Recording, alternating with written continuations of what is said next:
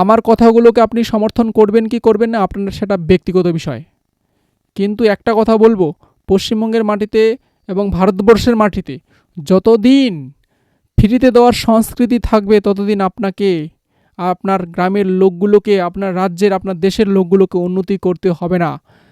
ফ্রিতে দেওয়ার সংস্কৃতি অর্থাৎ ফ্রিবিস কালচার আপনাকে পঙ্গু বানাবে, আপনাকে সরকার নির্ভর বানাবে, আপনাকে স্বনির্ভর বানাতে পারবে না। এটা আমি 100% জোর গলায় বলতে পারি।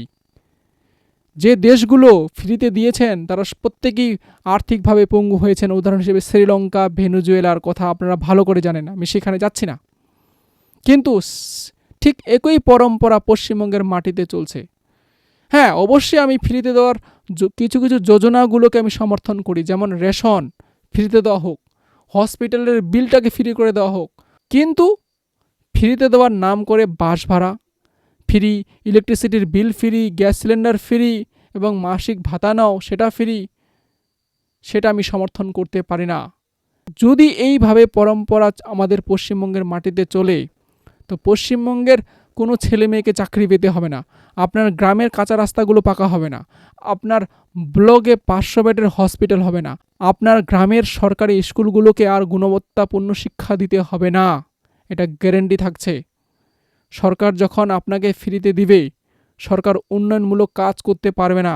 সেই ফ্রিতে দেওয়ার টাকাগুলো উন্নয়নমূলক কাজে লাগাতে পারবে না। এর ফলে সমাজ পিছিয়ে পড়বে, মানুষ পিছিয়ে পড়বে এবং আমরা ধীরে ধীরে ধীরে ধীরে সরকার নির্ভর হয়ে পড়ব, ভোট ব্যাংক হয়ে পড়ব এবং সমাজের একটা শ্রেণীর মানুষ কোটিপতি হবে, আর্থিকভাবে অনেক উন্নতি করবে, আর আমরা বেশিরভাগ মানুষ সমাজে পিছিয়ে পড়ব। প্রশ্ন হতে পারে যে সরকার টাকা ছাপিয়ে মানুষকে দিচ্ছেন না কেন? আমাদের তো এতটুকু অর্থনীতির জ্ঞান হওয়া উচিত, দেশের যতটুকু সম্পত্তি থাকবে ততটুকুই টাকা ছাপানো যেতে পারে। বেশি টাকা ছাপালে টাকার মূল্য কমে যায়, টাকার মূল্য বাড়ে না। এখন যদি বস্তা বস্তা টাকা মানুষকে দেওয়া হয়, বস্তা বস্তা টাকা দিয়ে মানুষের যদি গরিবি দূর করা যায়, তাহলে সেটা সরকার আগে থেকেই করতো, প্রত্যেকটা সরকার করত।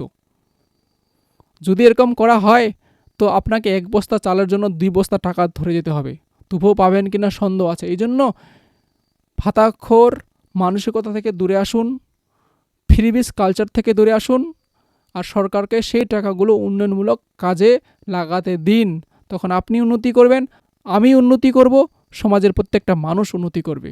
আশা করি বুঝে গেছেন। ধন্যবাদ।